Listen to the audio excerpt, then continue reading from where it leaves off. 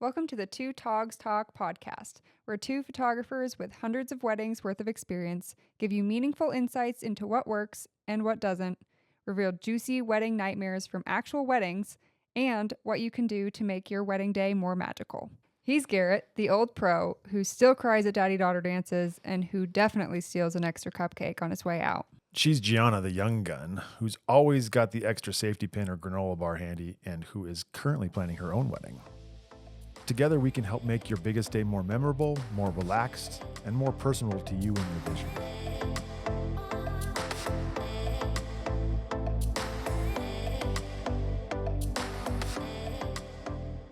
Okay, cool. Here we are, episode number 4 of the Two Togs Talk podcast. I'm your host, Garrett. That is your host, Gianna. Awesome. Today we are going to take a direction of you said yes, now what? So we talked about this last time. One of the last episodes was, hey, you're married. Now what? Now we're going to start from the very beginning. You said yes, and now what? I think one of the big problems or one of the big hurdles that brides run into at the beginning of this process is, it's all exciting when the whole engagement process happens and everything, but then as far as like, where do you go from there, right? Like that's, you've gone through this just recently. Yeah. So we'd love to shed some light on kind of what that requires, what you should be thinking, what you should be looking into, give you some time frames on some different things. Obviously there's some nuances to all that stuff, but it's where do you go? Where do you start once he drops to a knee and says, and you say yes, and then we go from there. So, so this is kind of a new thing for you, right? Because you've been directly in this. So maybe we take me back to that part of it, like when he drops to a knee and you finally said yes instead of "Are you kidding?" or whatever. What's going through your mind there? Like when do you come out of the like, oh cool, like the engagement process to, oh gosh, now I got a plan? Kind of immediately. Maybe it's just because I'm very type A, but I think for us at least it was kind of oh my gosh, we're getting engaged, cool, very exciting. And then it's like, when do we want to do this? Like kind of immediately that night actually that he proposed is when we picked our date. Ours is a little bit more sentimental, but we picked, probably 30 minutes after he proposed. It's funny because over Christmas I was down in Anaconda and I shot a proposal at that point too, and it was a lot of fun. But so what they did this whole thing. We did a kind of a photo shoot after the fact, and then she didn't know that her entire family was across the street at the Elks Lodge, and they had a big dinner and all this kind of stuff. Anyway, so we show up to this thing after the actual proposal, and this thing is not even an hour old at that point, and I'm getting questions from the family. Okay, so when are they getting engaged? Like, when are they getting married? What do they have a date set? I'm like, guys, whoa, hang on. It's been like 30 minutes. Can we give them a second to kind of digest this before? She didn't even know this was coming. Yeah. So anyway, it's kind of funny how it all kind of, there's different paths and different ways that this whole thing goes. But okay, so I guess in terms of what comes first, that's a great segue into the first thing that you need to do is pick a date, right? It kind of goes one of two ways, a date or like a time of year.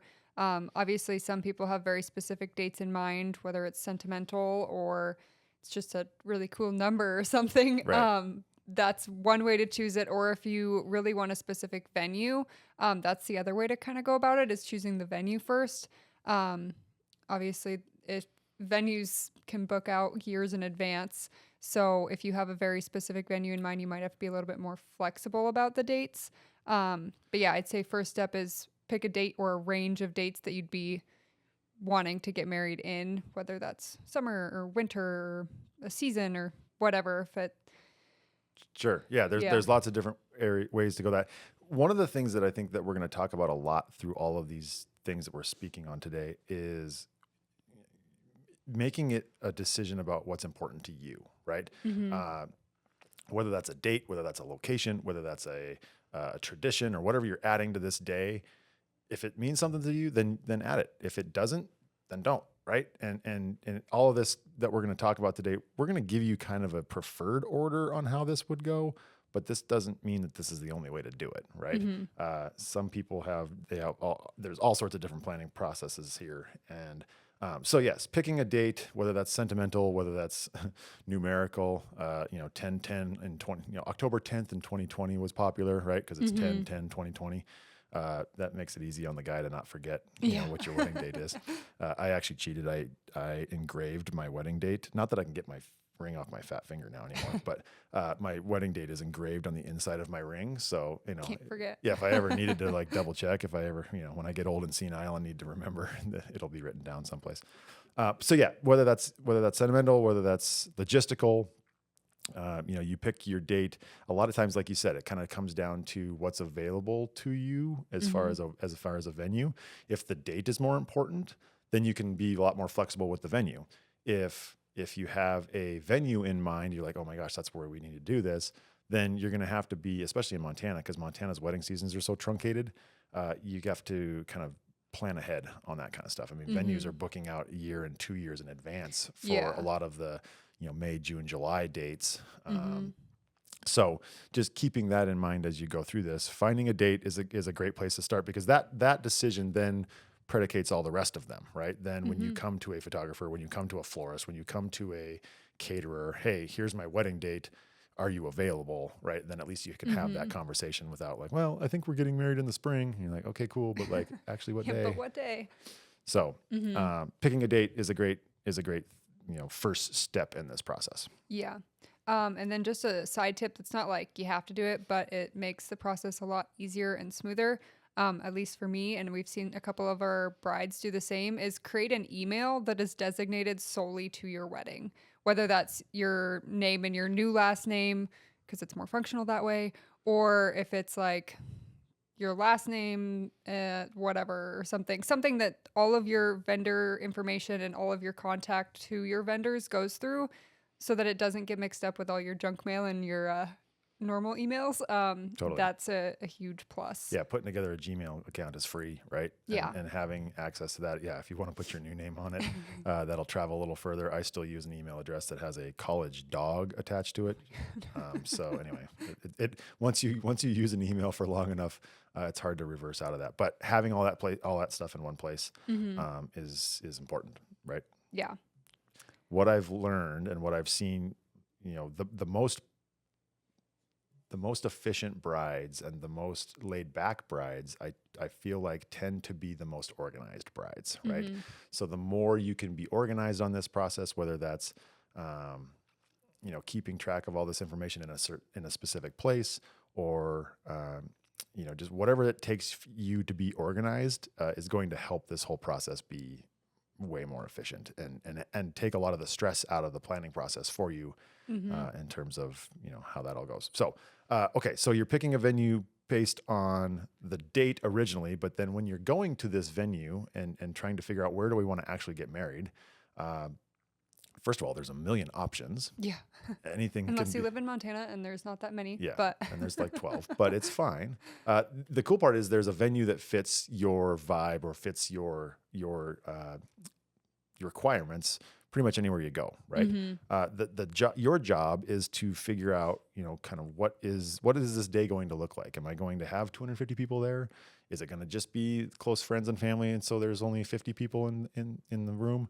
That's a huge part of what goes into the decision making process on a venue. If you want to get married in a barn, then there's great options. If you want to get married in the backyard, there's a lot of other options there too, right? The beauty of getting married in a space that you control is that you can dictate the outcome. You can control the factors. You don't have to worry about schedules and other people being around and whatnot. But it also kind of puts a lot more of the prep work on you and on your family and whatever, right? So yeah, and then the venue also typically has their own restrictions. So if you're wanting to have 250 people, but the venue you're interested in only allows 200, you have to make the decision, is the more people important or is the venue more important? And there's some leeway probably with most places, but I mean, if they have a venue cap at 200, you can't invite 300 people and expect it to be okay. So, We had that happen one time. We had a venue downtown Helena that has a oh, hard cap number,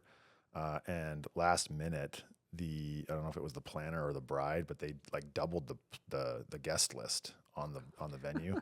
And I remember talking to them about it, and they're like, "Oh my gosh! First of all, it added so much more stress to the project, and number two, it was downright dangerous in there. I mean, there was so many people packed into this place, and I mean, if there was a fire marshal in the place, yeah.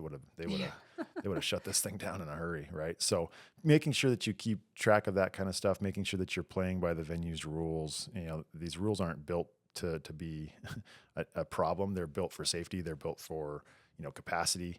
We've been in spaces that have people squished from corner to corner, and it just makes the day harder, man. I mean, you can't Hmm. walk through the place, and you can't, it's just, I don't know, it's logistics, right? So, Yeah.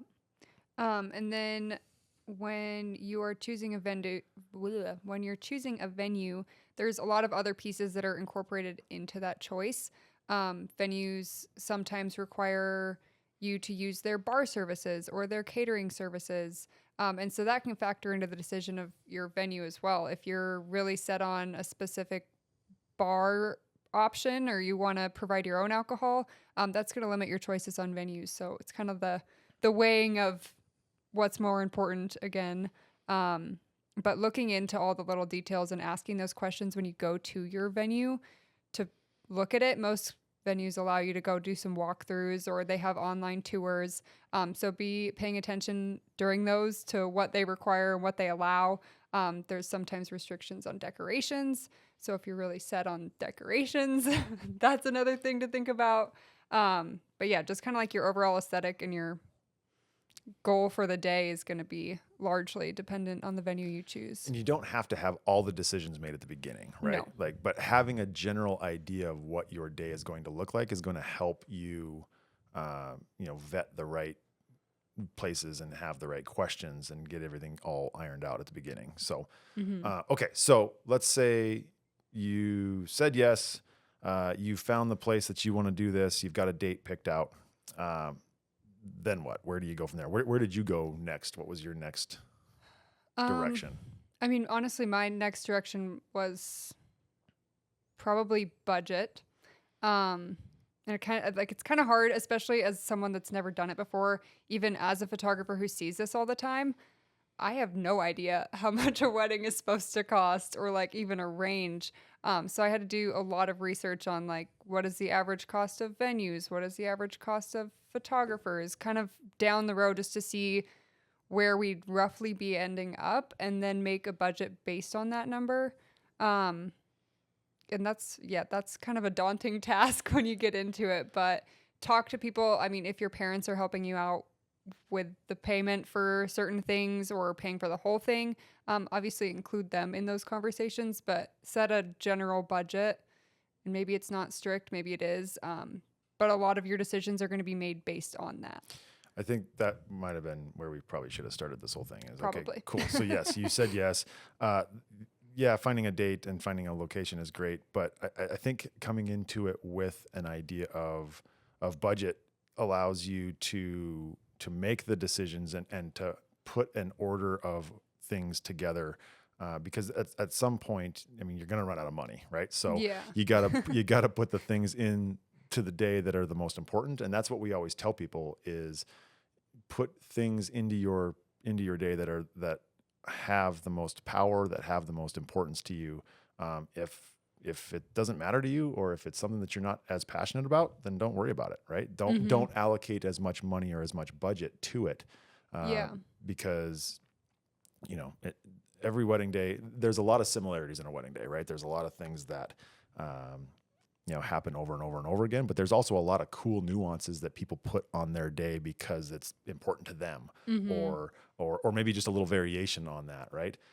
Instead of a daddy daughter dance, it turned into a flash mob, right? Or something of that nature where it doesn't have to be prototypical, cookie cutter type of stuff, right? Yeah. So having a budget in place is a great place to start making decisions, to know where you have to make some concessions on the process. Um, Mm-hmm. and then going from there. Not that this is required or that most people do this. I'd say it's probably about 50-50. Hiring a wedding planner, which can be great. They come in all sorts of fashions. Some wedding planners plan from day one all the way to your wedding day. Others are day of coordinators. I think there's some other options for like a little bit of help along the way. But if you're going to be hiring a a wedding planner, that is another important kind of first step. If you want them involved in the whole process, you kind of have to get them involved in the beginning, so that they can help you out the whole time.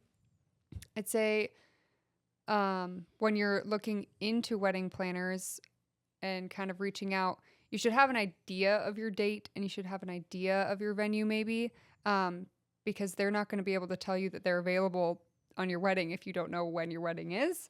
So, kind of the flexibility around that is going to dictate whether or not the specific planner will work out.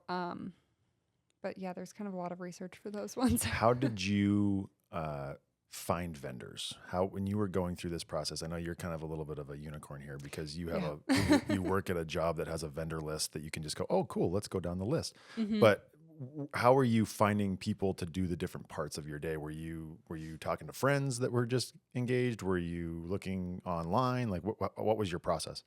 Yeah, I'd say it's kind of a mixture. Obviously, I do have the advantage of being able to work with these vendors every weekend and knowing which ones are my favorites and the pricing on a lot of them. But I'd say Google was the first one.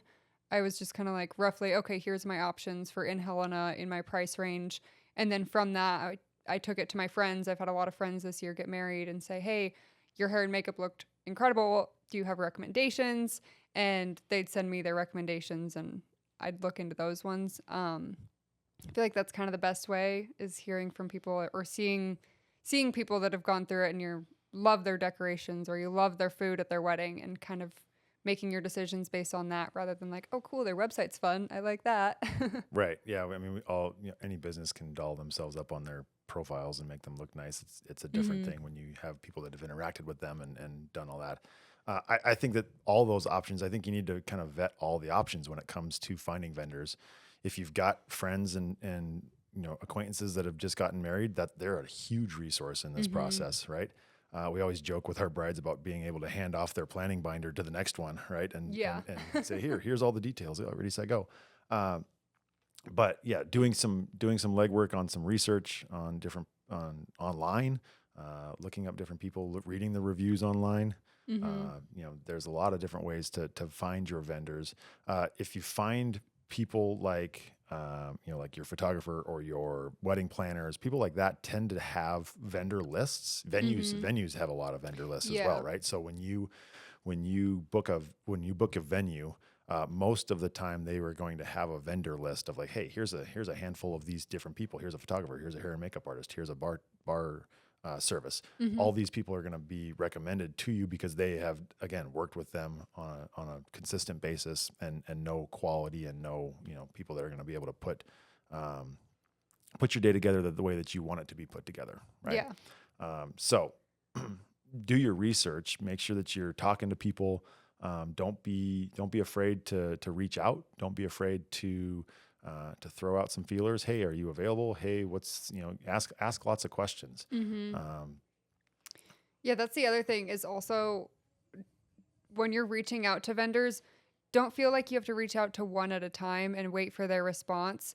A lot of times they're very quick with their responses, but I mean, when I was researching venues, I had about 3 or 4 that I was interested in, and I had my kind of list of favorites, but I reached out to all of them at the same time. The only thing I'd say is please, even from a from a vendor's perspective, if you decide to not go with that vendor, just let them know. There's no hard feelings, but it's better for them to know that, oh, they went somewhere else rather than, oh, should I reach back out or should I do this again? Ghosting is a It's, yeah, not cool process, not right? fun. I would rather I would rather somebody tell me, nope, hey, sorry, we decided to go with somebody else. Cool, love it, congratulations. Let us know if Yeah. we can help in the future. Instead of me sending you email after email, hey, and then the text message, hey, Hmm. and no response, right? Like, come on, be adults, Yeah, there's no hard feelings. right? Come back, and just let us know. Let us So, yeah. help us move on, right? Hmm. Um, Okay, so let's talk about vendors that are in high demand, no matter what your preference is on these. Again, we talk about building your vendor list and building and adding the things to your day that are important to you based on your preferences. But here, in general, these are the vendors that are usually booked out the furthest, right? Mm-hmm. Number one is going to be your venue, right? Yep. Because there's only X amount of days in a year, and they only have one space to rent.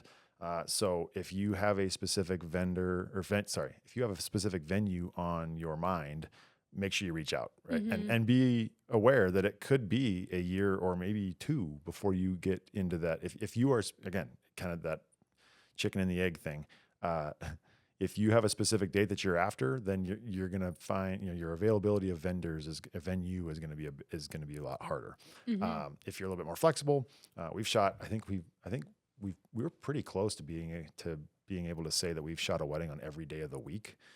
Yeah. But most people find Saturdays, right? Mm-hmm. Or maybe Fridays or Saturdays. But there is a lot of options outside of that could be available to you. So anyway, And more budget friendly. totally. If you're getting married or don't care about the day of the week, get married on a Tuesday, it's like half price at a lot of venues. For So sure. if that's a piece of the budget, definitely look into weekdays if that's So something. venues are going to be out a ways, especially in Montana, because like I said, our wedding season is from May until October, and you've got thousands and thousands of brides. I went actually to the clerk of district court one year and said, "Hey, can you tell me how many marriage licenses were applied for this year?" And they told me a number, and we'll fact check this before we send it out there. But it was, and this was just in Lewis and Clark County, right? Way more weddings than I was expecting in a very small amount of time. Right? Yeah. So anyway, we'll fact check that before we send it out to the world here. So, okay, venue is going to be your number one kind of booked out thing. The second thing I would say is probably your photographer or your videographer, right? And I know that's kind of tongue in cheek coming from the photo and the video people here, but again, we are a team that can only be in one place at one time, and a lot of our clients are valuing their photography and their video over other pieces of the puzzle, because the photography and the video component of this are the pieces that travel the furthest, right? Mm-hmm. Yes, having a cool location is great. Yes, having a pretty dress is awesome. Having a cake that tastes great is amazing. But your flowers are going to die, right? And your food's going to be gone. And in 10 years, your photos and your video are going to be there to be with you, right? So if you have a specific photographer in mind, I would say reach out early. Mm-hmm. Know that they are booking probably a year or a year and a half, even 2 years out, and just kind of, again, play that balance of What's most important? what's most important, right? Mm-hmm. So we talk about this as from a photographer's perspective. Here's from our side. Here's what a perfect client looks like to us. I would want somebody that values our style, so has looked at our imagery and says, "Oh, these guys are awesome. These guys make great quality images," or the style of images that I'm interested in. Number two, they have a personality that's going to vibe with my day, right? Because we're the vendors that are we're there. If you don't have a wedding planner, we are the vendor that you see the most on your wedding day, right? We are there from the beginnings when you're getting your hair and makeup done, all the way through the day to the end of the day when you are undoing the hair and the dance moves are coming out on the dance floor, right? Like, we get to see you through all of these different pieces. So if you don't vibe on a personality basis with that person, that's going to be a problem, right? And that's going to take the fun out of what this day could be, right? So making sure that you do a personality check on your photographer and making sure that they are someone that you would love to hang out with, right? By calling them, talking to them, going to grab a coffee with them, right? Understand their process and understand what they're about before you pull any triggers on any of this kind of stuff, right? And then the third component of that is price. I think a lot of people book vendors based on price first, and then deal with personality, deal with quality of product. I think we're all kind of doing a quality of product check as we go through this process, but I would rather someone buy our services because they trust us, they know what they're going to get from us, and they think we're cool to hang out with, right? And if you can do it that way, then great. I understand that budget is a huge part of this puzzle, but don't make it the first piece of the puzzle. Don't make it the most important piece of the puzzle. Maybe it is, right? Mm-hmm. But understand that there's other options there. Yeah. So, okay. So you've got your venue, you find your photographer. One that shocks everybody, and I know this one shocked you a little bit, is how long a wedding dress takes to acquire. Oh my God. Yes. I was planning on waiting until like probably 3 months before my wedding before going dress shopping. And I was abruptly told that no, it needs to happen now.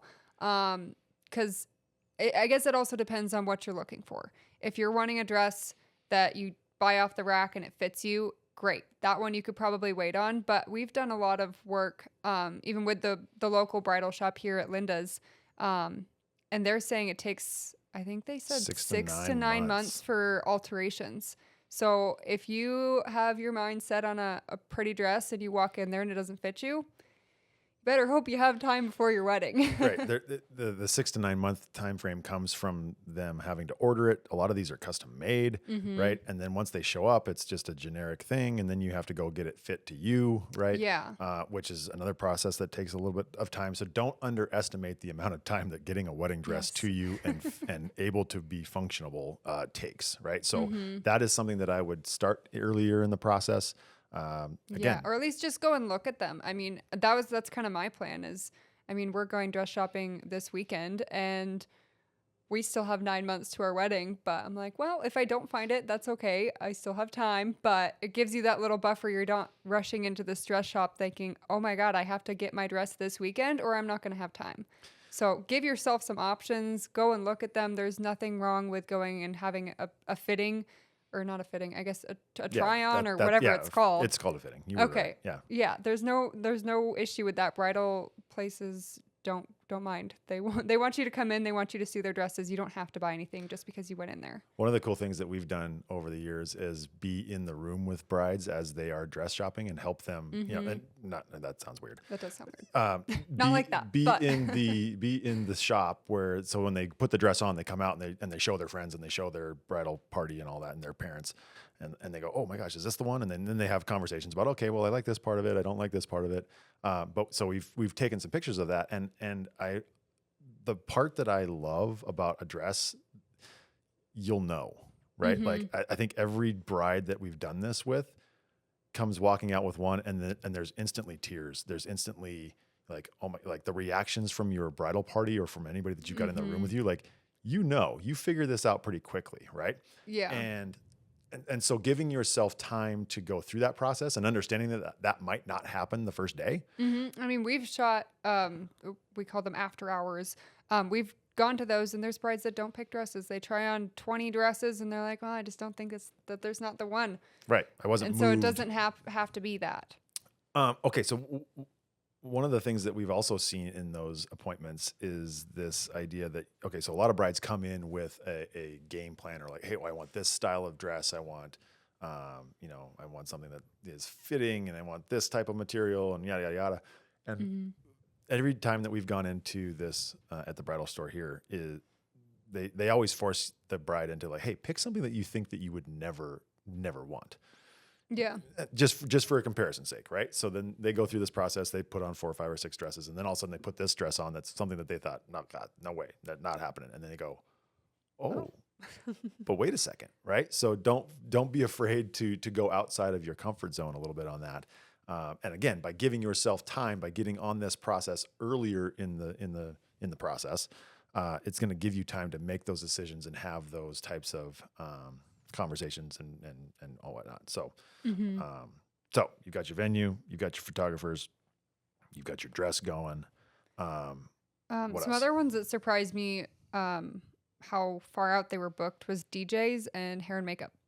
DJs, obviously, I mean, it depends on the DJ you choose. Some places have multiple dudes that can go out on the same night, but other places are like a 1-man or 2-man show where they can only book one a weekend. So if you have a specific DJ in mind, that's one that you want to get on because they're kind of like photographers too. I mean, Most of them are, again, that 1 or 2-man show, Yeah. kind of deal. There are a couple options that are I wouldn't call them factories, but they've got more resources. They've got more people that are available to them. I know there's one down in Bozeman that's one of our favorites. I think they have 6 or 8 different DJs that go out on a weekend, so they can shoot 300 weddings a year, or they can do 300 weddings a year because they've got the manpower to do it. But again, DJs are going to be out there. Any of these vendors that are going to be kind of solo creators, whether that's a DJ, whether that's a hair and makeup person. Catering, catering, cakes. Oh, cakes in Helena. If you want a cake on your wedding day in Helena, you got to do it like 2 years in advance. It's insane. Yeah, a lot of these bakeries have, they say no, they have quotas. They say, okay, I'm only doing X amount of weddings this year. Yeah. And sorry if they're not part of that, right? And they know that the most important dates or the most popular dates are those June, July, August, end of May kind of things. So anyway, any of these vendors that are going to have high demand at that time, if you're picking a middle of June wedding, understand every vendor that you choose has a lot going on at that point, right? So yes. Getting on those vendors early is going to be better.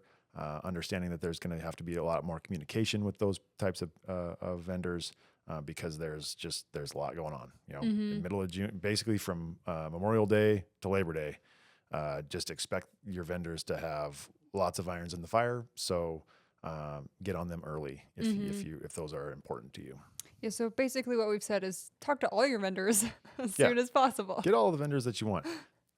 Again, the premise here is if it's important to you, get on it early, okay? One of the things that we talk about with our brides a lot is at the beginning of this process, it kind of feels overwhelming, right? It feels like, oh my gosh, there's all these things I have to do and there's all these big decisions and the answer is yes, that is the case. But eventually you'll get through some of these bigger pieces of the puzzle. And then you're going to find yourself in kind of this holding pattern that isn't as busy, that you feel like you've got a lot of the pieces put together. We talk about this at our engagement shoots with all of our clients. And that's one of my questions to them all the time is, hey, so where are we at in the wedding planning process? What do you still need to work on? Or what's the next biggest hurdle that you need to get through?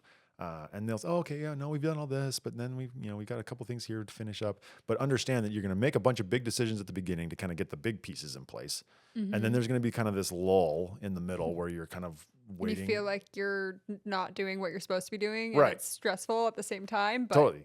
That's what happens. There's a very big lull in the middle. And then at the very end of the process, I'm talking like within 3 to 4 weeks of your wedding, 2 to 3 weeks of your wedding is when it really kicks back up again. And then you're working on all the tiny little details, right? You're working on all the little final guest counts and final decorations and putting together the last little pieces that go into your whatever they're called. So I don't know. Yeah. Making sure that all the pieces are in place.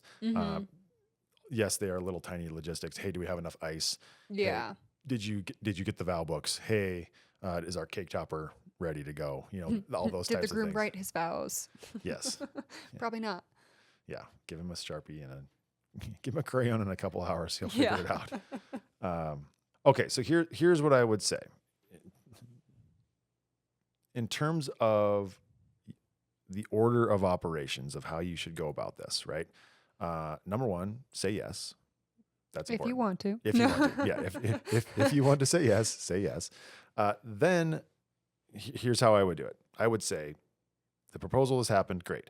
Now I would have a dual conversation. First conversation is about date, right? So figuring out is the date or the location more important? And if you kind of pick and choose based on that. Because then once you have your venue in place or your date in place, then all the other pieces of this puzzle fall together, right? Yeah. At that same point, I would have, or even before you pull the trigger on a venue, I would have a simultaneous conversation about budget, about what is the most important. We talked to a bride a couple of years ago about this, and hey, what would you do differently, or what was something that you did that you would do again at your wedding? And she says, oh my gosh, when I first started this thing, I made a list of the most important pieces of my day, and then I stuck to that. And then I allocated my dollars to those things that were most important. And as I got down to the bottom of the budget, and wherever I landed on my list is where we started to make concessions and where we stared to make decisions on, like, okay, well, that's not that big a deal. We don't need extra candles on the table. Right. Things like the smaller things that don't matter as much. Don't throw fits when you have to cut them if your budget goes to other places. Right. Then, so you've got your venue, you've got your budget in place. Then I would look towards your higher priority priority vendors. vendors, which are going to be your photographers. Getting on your wedding dress quickly is important to allow Same you. with suits also. I didn't think about that one. And Caleb definitely wouldn't have thought about that one. Um, they also need tailoring. A lot of the times, if you're going to get a fitted suit and not just rent one, they need some time to do that kind of tailor too. So For sure. Whatever that process is, so making sure that you're on your dress process a little bit earlier than you expect to give yourself the flexibility and the ability to make the decisions that you want to make on that. And then just order of operations, right? Whatever's important to you, you start putting these things in place. Understand that eventually you're going to run into a lull where you've got a lot of the decisions made. You feel like, okay, good, we're in a good spot. And then go from there. Where do you find information on this stuff? Where have you been doing wedding research on this type of stuff? oh man. It's gonna sound really bad, but I'd say a lot of it comes from like Facebook and Instagram, and I mean, like, I made a Pinterest board with my overall kind of goal for what I wanted our wedding to look like, and then just kind of researched off that, and whether that was like, when am I supposed to dress shop? And there's a lot of information and PDFs online that have all of these. There's wedding planning guides and wedding planners that you can purchase on Amazon and that sort of thing. And that was kind of how I started. And then I realized I didn't like it. So I kind of took the pieces that I had learned and made them into my own. Because obviously you can buy a planner off of Amazon, but it's not going to fit exactly what you're looking for. So I'd say do your research and then kind of make your own. Like, what's best for you? Is it a binder? Is it a spreadsheet? Is it a Google Docs? Something where you feel most comfortable functioning and kind of organize your own information there, and don't necessarily rely on the pick up out of the store wedding planners. I think the national wedding planning process is, there's a lot of information out there. You can go on Pinterest, you can go on Google, you can go on all these different places, and there's a lot of trends and a lot of things that happen in a lot of places. I would say that a lot of that's awesome, but also make sure that you are talking to the local professionals, Yes, right? exactly. Find the things that are happening in your region or in your area, because that might be different, right? Yeah, and because I work here, I didn't have as much need to look into the Montana stuff because we've built the Montana stuff. So yeah, ask your vendors. They have probably things like that. I mean, we have a Montana venue guide and a Montana wedding planner guide, I guess, not a planner, but Right. that kind of directs you in things to think about. I mean, ours has tips from each of the vendors. Hair and makeup has things that they've said that are better than others, and same with their venues and DJs and bars. So ask all of your vendors if they have any information like that, and I'd say most of them probably do. Right. If they've been around the block a time or five, they'll have preferred people that they can point you towards. They can help you navigate the pitfalls or the things that would happen as you go through this process. So yeah, making sure that you're talking to your venue's going to have that guide. If your photographer's worth their weight in salt, they'd have that guide, right? Just start asking these people that you're bringing on board. Hey, what should I be doing? What should I, what? A lot of time we hear this all the time. Hey, this is my first time. It's like, yeah, exactly. That's Yeah. fine. Let us help you, right? We are here to be a resource to give you all the information. That's why this podcast started, right? The whole idea is to get information out to people to help make your day better. And why not leverage all the information that you can find out there from people that are gonna want to help you, right? Because at the end of the day, a lot of these tips and a lot of these people that we're trying to put into your process help the day go better, help the day work more efficiently, get you, can take stress off of your plate, can Yeah. add meaning to your plate, right? There's a lot of things that the right people around you can make your day way better than you even dreamed of it. And the more that you incorporate them and include them in those conversations along the way, the more they know about your wedding on your wedding day. So when your caterer shows up on your wedding day, you've already had all these discussions. You've told them about aspects of your wedding that they could help with. Oh, I knew that they wanted this on the table. I see that it's not there. Oh, I'll go grab it for them. Like something like that. I mean, photographers are the same way. DJs are the same way. pretty much any of your vendors are going to help out as much as they can. So the more that they know about your day and about you as a couple, it's going to make your day that much better. Don't be afraid to feel like you are over communicating with your vendors, right? The more information that we have, the better. The more that we can know. Hey, are you guys going to see each other on your day? Cool. Hey, are you guys going to walk into your reception and dance as soon as you get in there? Oh, awesome. That helps us prepare. That helps us plan. That helps the whole process become more efficient, more greased up. That's more. Not that. We'll smooth say flowing. smooth flowing. Yeah, we're going to cut that part out of it. Anyway, it's better for everybody, right? So communicate, and your day is going to be amazing, right? And the last thing I guess I'll say on this, you're going to spend anywhere from, I mean, we have brides that do this in 3 months, and I think that's crazy. Crazy. But good for you. Congratulations on that. You're going to spend a big chunk of time preparing for this day, right? You're going to spend sometimes a year or more preparing, thinking about this day. And we talk about this with all of our clients all the time. It's, you're going to go through this process, and there's going to be all these decisions to make, and there's going to be this planning process for months and months and months. And then all of a sudden the day's going to show up, and then boom, it's going to be gone, right? And you're like, whoa, that was crazy. One of the things so you have gone through this process, you have built this Pinterest board, you have done all these things, and you've got this idea in your head of what this day is going to look like. And then it shows up and it might look a little bit different. Yes, there's probably going to be a lot of the pieces that you already can you can already envision and you can already put together, but understanding that you're going to plan a bunch of stuff, but then there's going to be something that's going to happen. We call it the wedding day weirdness, right? It's something that's going to be out of control that you just can't come up with or can't handle, or it's going to go a little bit differently than you expected it to be. That's the beauty of these days, right? That's the flow and the authenticity of this thing. So don't be afraid of that. Don't be worried about that. Yes, put your best planning foot forward. Get yourself as organized and prepared as you can for this day. But understand when you get there, something's going to happen, and you're going to just have to kind of manage that. And if you go in with the right mindset, if you go in with the right attitude, it's all good. It's all there's it's going to be a funny story at the end of the day. It's going to be and 9 times out of 9. You're the only one that knows that it didn't go the right way. True. Right? So if no one else has been studying your Pinterest boards for 12 months, then you're going to be the only one. Right. So put your effort in, make it sure that it's efficient, make sure that you're doing your due diligence, and then have a good time, because that's what this is about. So anyway, thanks for your ears. We will come back at you again next week. Here soon, we are going to bring in some other people to this thing so we can bring in some other perspectives and answer some more questions. But in the meantime, get out there, get your planning process started. If you have any questions, or if you would like to have more information, if you would like to have access to our planning guide, send us an email and we can go from there. Yep. Sounds good. Love you. Bye. Bye.